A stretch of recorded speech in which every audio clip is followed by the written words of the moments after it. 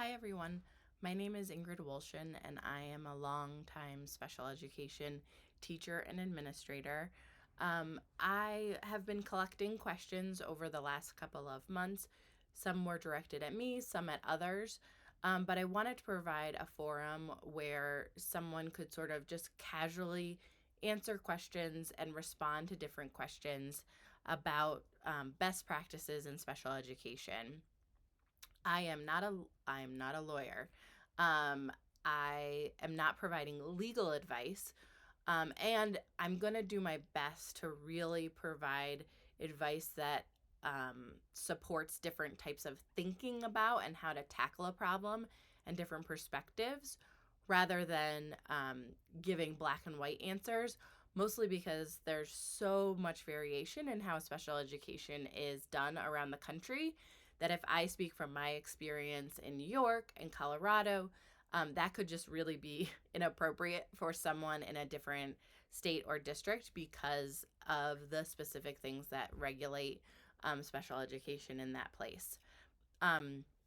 So the first topic that we're going to get into is not a question, but more of just a general comment about best practices in special education, and that is providing draft IEPs. So the reason that I think draft IEPs are a best practice is really because of the need for meaningful parent participation. This is one of the procedural requirements of IDEA. And when you look at sort of what that means, um, I think it lends itself to the argument for draft IEPs. So if I receive a draft IEP, I'm able to digest and process that IEP prior to going into the meeting.